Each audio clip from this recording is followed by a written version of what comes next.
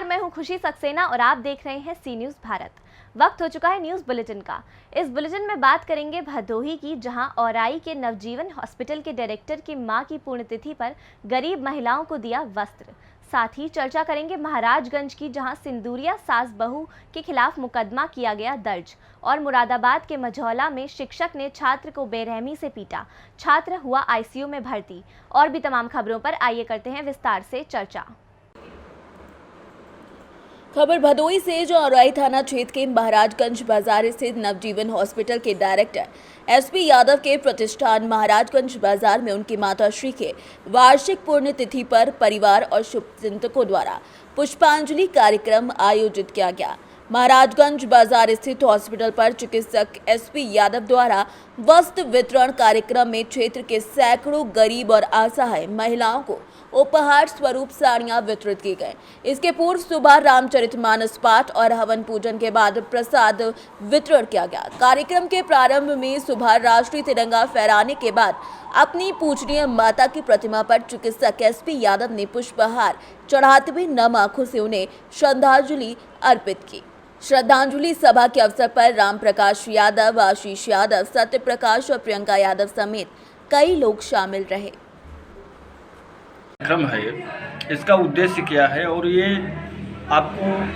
आपके अंदर इसकी जिज्ञासा कहाँ कब से जागी ऐसा करने की? बहुत बहुत धन्यवाद पहले सबसे पहले आपको कि आपने जो है कि यहाँ तक मुझे बातों को बाहर ले जाने के लिए या समाज में ले जाने के लिए एक माध्यम है। और उससे भी पहले मैं जो चंद्रयान अपने इसरो वाले वैज्ञानिकों को धन्यवाद बोलूँगा। ये लोग जो है अपने मिशन पर सफल रहे। वो सबसे बड़ा देश हमारा भारत देश इस समय है, ऐसे बड़ी मिसाल में जो है मिशन में कायम रहे। और कल 23 अगस्त को मैं डॉक्टर एसपी यादव नवजीवन हॉस्पिटल के डायरेक्टर हूँ, महाराजगंज में स्थित है। और कल 23 अगस्त को मेरी माता जी ने 2020 में आकस्मिक उनकी मृत्यु होने के कारण हम लोग बहुत दुखी थे उस टाइम तो, लेकिन समय सब घाव भर देता है।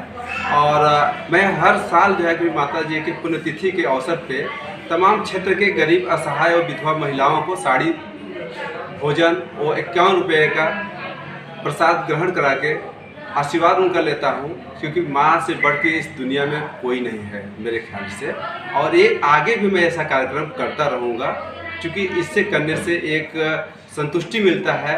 और दूसरी बात कि माँ का कष्ट हम लोग कोई नहीं उतार पाएगा, बट कोशिश करता था अपना। इससे ज़्यादा मैं माँ के लिए कोई शब्द ही नहीं है कि मैं कुछ कह दूँ और पूरा हो जाए। धन्यवाद। भदोही से सी न्यूज़ संवाददाता प्रदीप दुबे की रिपोर्ट।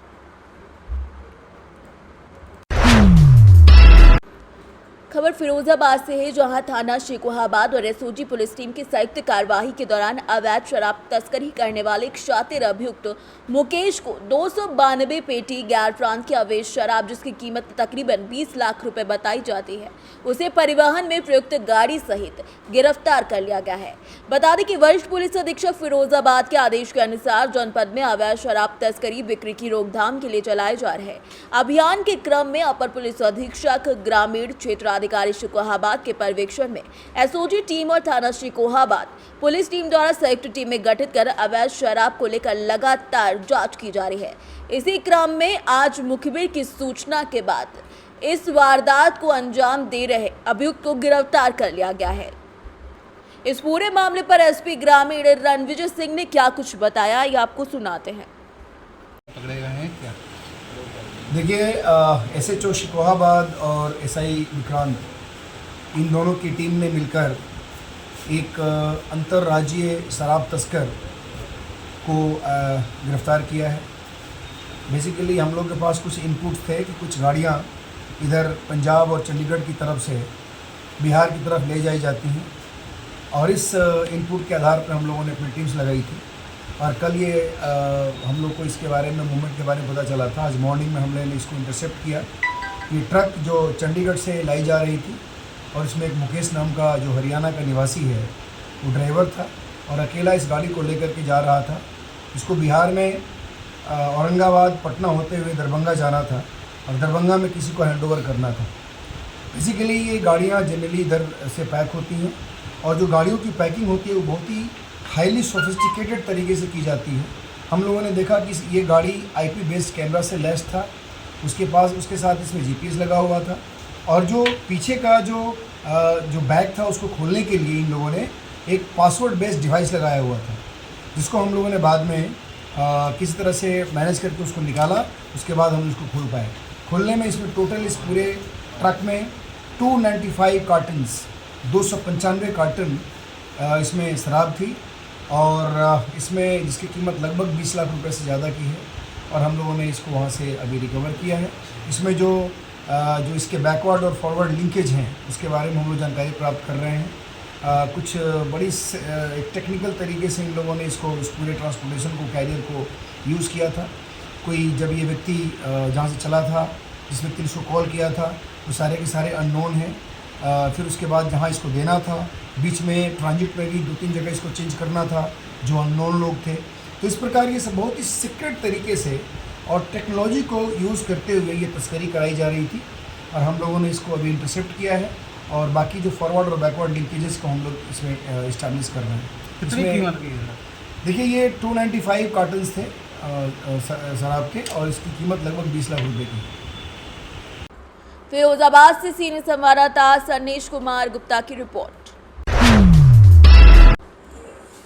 खबर महाराजगंज से है, जहां सिंदुरिया थाना क्षेत्र के देवरुआ के पुष्पा पत्नी सचिन और इसके साथ गायत्री पत्नी रामजतन के विरुद्ध मुकदमा पंजीकृत किया गया है। ग्राम पंचायत अधिकारी सर्वोत्तम विश्वकर्मा ने बताया कि पुष्पा को प्रधानमंत्री आवास योजना के अंतर्गत आवास मिला था, जिसमें 1,10,000 रुपए अभ्यर्थी के खाते में गया था, लेकिन त्रिस्तरीय कमेटी की जांच में उसे अपात्र पाया गया। उसकी रिकवरी की नोटिस लगाने के लिए 22 अगस्त को ग्राम रोजगार सेवक, पंचायत सहायक और सफाई कर्मचारी ने जैसे ही उनके दरवाजे पर पहुंचे, वैसे ही अभ्यर्थी और उसकी सास उग्र हो गई और घर में डंडा लेकर आई और रोजगार सेवक के कॉलर पकड़कर उसे गाली गलौज और नोटिस फाड़ने की धमकी देने लगी, जिसको लेकर जिले के सभी सेक्रेटरी ने खंड विकास अधिकारी अजय श्रीवास्तव को ज्ञापन सौंपा, जिसे खंड विकास अधिकारी ने गंभीरता से लेते हुए थाना अध्यक्ष से बात कर तुरंत मुकदमा पंजीकृत करने को कहा, जिस पर थाना अध्यक्ष कंचन राय ने मामले को गंभीरता से लेते हुए सुसंगत धाराओं में मुकदमा पंजीकृत कराकर विधिक कार्यवाही शुरू कर दी। महाराजगंज से सीनियर संवाददाता आशुतोष द्विवेदी की रिपोर्ट। हिमाचल प्रदेश के राज्यपाल वाराणसी से सड़क मार्ग के जरिए विंध्याचल पहुंचे। मिर्जापुर में मां विंध्याचल के मां विंध्यवासिनी देवी के दर्शन किए और पूजा अर्चना की। गुरुवार को राज्यपाल शिव प्रताप शुक्ला मिर्जापुर के विंध्याचल पहुंचे, जहां उन्होंने मां विंध्यवासिनी देवी का विधिवत पूजा अर्चना की। इस मौके पर पुरोहित के द्वारा मंत्रोच्चार के साथ दर्शन पूजन करवाया गया। दरअसल हिमाचल प्रदेश के राज्यपाल वाराणसी से सड़क मार्ग के जरिए विंध्याचल पहुंचे थे। उन्होंने मां विंध्याचली के दर्शन किए और साथ ही साथ पूजा अर्चना की। इस मौके पर उन्होंने बताया कि माता के बुलावे पर दर्शन के लिए मंदिर आए। कहा कि मां ने बुलाया और लगा कि मां के दर्शन के लिए यही सही समय है, तो मैं आ गया।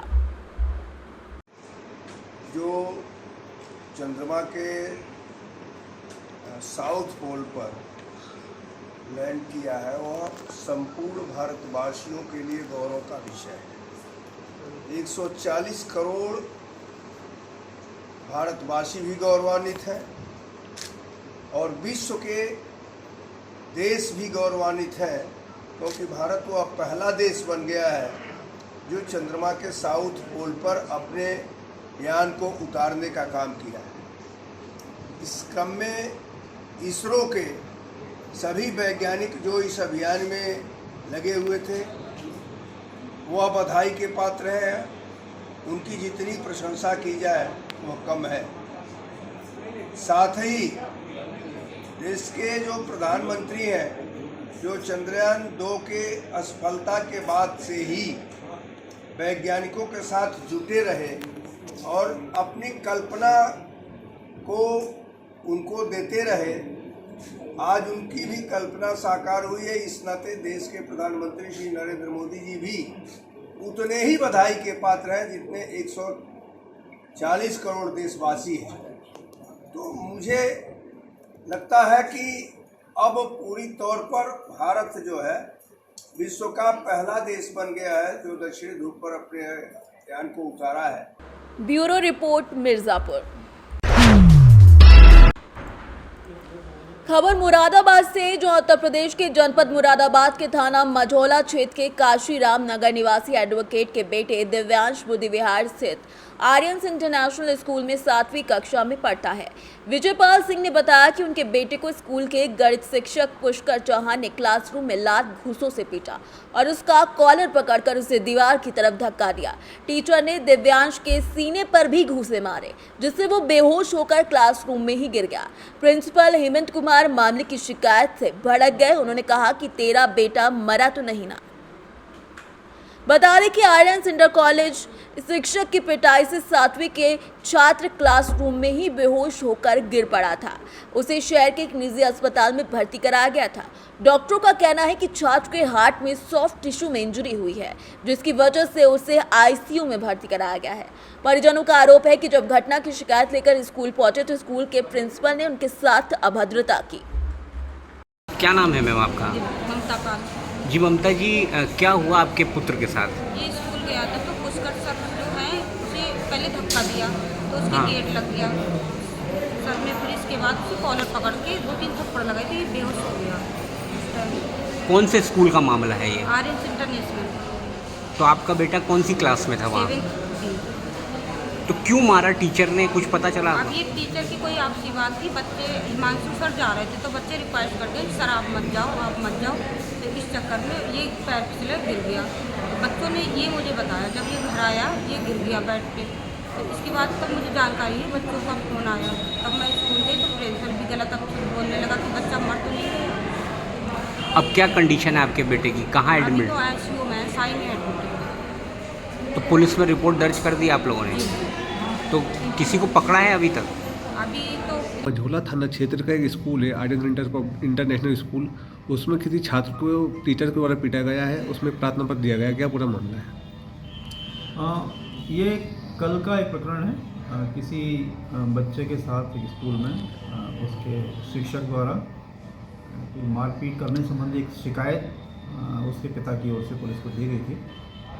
बच्चा इस समय शायद हॉस्पिटल में था, वहाँ पुलिस ने जाकर उससे जानकारी की है, वो ठीक है, कोई ऐसी गंभीर चोट उसको नहीं है और उनके द्वारा जो शिकायत दी गई है उस पर पुलिस जांच कर रही है और उसमें कार्रवाई की जाएगी। मुरादाबाद से सीनियर संवाददाता चांद हुसैन की रिपोर्ट। नर्सिंग कॉलेज छात्र संगठन भारत ने सभी नर्सिंग कॉलेज के छात्र छात्राओं ने मुख्यमंत्री के नाम कलेक्टर धार में रैली निकालकर अपनी मांगों का ज्ञापन सौंपा, जिसमें नर्सिंग काउंसिल एवं मध्य प्रदेश आयुर्विज्ञान विश्वविद्यालय के भ्रष्ट अधिकारियों कर्मचारियों के कारण कुछ फर्जी नर्सिंग कॉलेज को फायदा पहुंचाने के लिए प्रदेश भर के मान्यता प्राप्त नर्सिंग कॉलेजों, जिनमें शासकीय एवं निजी दोनों के पात्र नर्सिंग विद्यार्थियों की परीक्षा नहीं करवाई गई है। वहीं हम सब मान्यता प्राप्त नर्सिंग कॉलेजों के नियमित विद्यार्थी हैं, जिन्होंने एक क्लास में 3 साल तक पढ़ाई करी है। कोरोना काल में हमने जान की परवाह न करते हुए शासकीय जिला चिकित्सालय में कार्य किया, परंतु आज हम मजबूर हैं। मान्यता प्राप्त नर्सिंग कॉलेज के पात्र विद्यार्थियों की परीक्षा का आयोजन करवाएं, अन्यथा हमें जनरल प्रमोशन किया जाए। धार से सीनू संवाददाता पंकज शर्मा की रिपोर्ट। जिला फिरोजाबाद के वरिष्ठ पुलिस अधीक्षक ने जनपद के समस्त ग्राम प्रधान एवं चौकीदारों सहित रिजर्व पुलिस लाइन ऑपरेशन दृष्टि के तहत सीसीटीवी कैमरा की उपयोगिता के संबंध में गोष्ठी का आयोजन किया गया। अभियान के अंतर्गत 1923 स्थान पर कुल 5,574 सीसीटीवी कैमरे लगवाए जा चुके हैं, जिससे अपराध एवं अपराधियों पर प्रभावी अंकुश लगाया जा सके। गोष्ठी के दौरान सभी आगंतुकों द्वारा कम्युनिटी पुलिसिंग के क्रम में जनपद में सुरक्षा व्यवस्था एवं अपराध नियंत्रण में अपनी अपनी भागीदारी सुनिश्चित करने हेतु एक सप्ताह के अंदर अधिक से अधिक ग्राम मोहल्लों की एंट्री एग्जिट पॉइंटों पर सीसीटीवी कैमरे लगवाने हेतु प्रतिबद्धता जाहिर की गई। वरिष्ठ पुलिस अधीक्षक द्वारा ली गई इस मीटिंग के बारे में आपका क्या कहना है? माननीय वरिष्ठ पुलिस अधीक्षक द्वारा जो मीटिंग ली गई है, इससे सबसे बड़ा ये है कि जितनी भी चोरी चकारी जो भी लूटें हो रही हैं उस पर रोकथाम रहेगी। उनके आदेशानुसार हम सारे प्रधान मिलके पूरे जिले के उनके आदेशानुसार जो भी आदेश दिए गए हैं उस पर कार्य करेंगे हम लोग। और हर गांव में हर सारे प्रधानों ने ये उनके आदेश को स्वीकार किया है और सारे प्रधान लोग अपने अपने गाँव में कैंप। वरिष्ठ पुलिस अधीक्षक द्वारा ली गई मीटिंग के बारे में आपका क्या कहना है? क्योंकि जो सीसीटीवी कैमरे को लेकर भरत प्रसाद जी महोदय के द्वारा जो ये मुहिम चलाया जा रहा है, बहुत अच्छा मुहिम है। इससे जिले का अपराध खत्म हो जाएगा और गुंडा किस्म के लोग हैं उन पर अंकुश लग सकेगा। इस तरह से सभी ग्राम पंचायतों में अगर सीसीटीवी फुटेज और कैमरे लग जाएंगे तो उससे ये गुंडागर्दी, छिनौती, चोरी, लूट जैसी घटनाओं को अंजाम नहीं मिल पाएगा और सही सबूत तक हमारा पुलिस बल उन्हें पकड़ने में सफल हो जाएगा। और सभी प्रधान साथियों से हमने निवेदन भी किया है, सभी प्रधान साथी जल्द से जल्द 1 हफ्ते में सभी जगह सीसीटीवी कैमरे लगवा देंगे, अपने जहां चौराहे और तिराहे हैं उन सभी पर।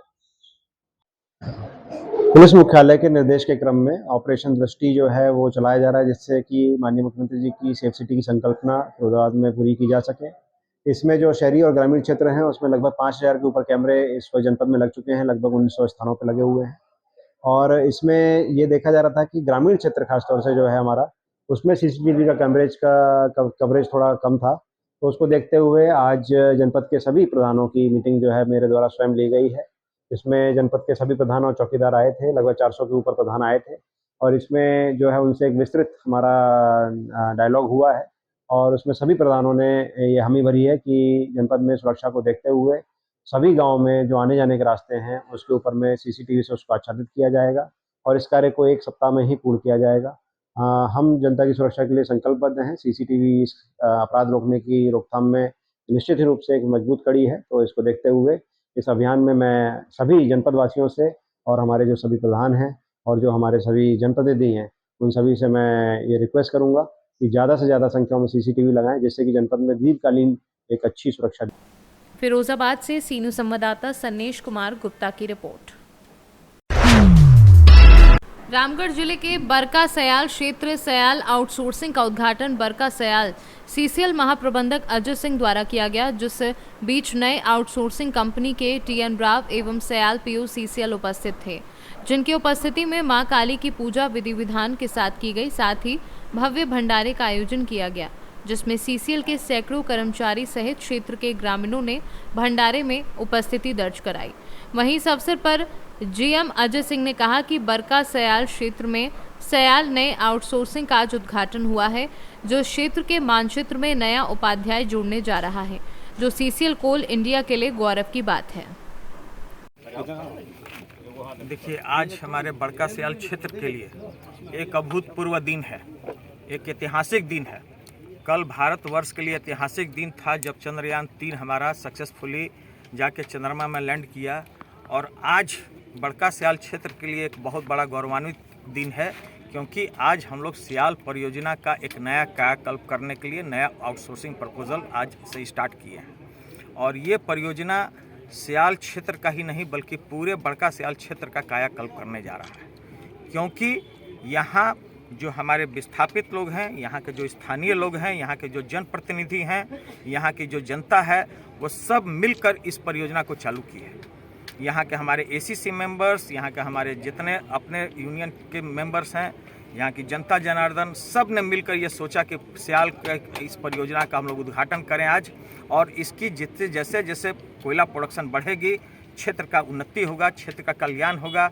हमारे जनता जनार्दन जो हमारी सब अभिभावक के समान है, हमारा भगवान के समान है, लोगों का सबका कल्याण होगा। कितना टन कोयला है सर?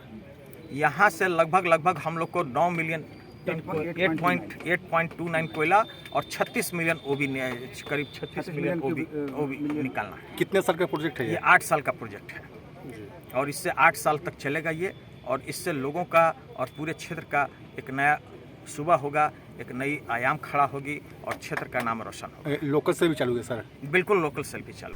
रामगढ़ से सीनू संवाददाता राजीव सिंह की रिपोर्ट। फिलहाल इस न्यूज़ बुलेटिन में बस इतना ही। देश और दुनिया की तमाम खबरों के लिए देखते रहिए सी न्यूज़ भारत। हर खबर आपके साथ, आपके हाथ।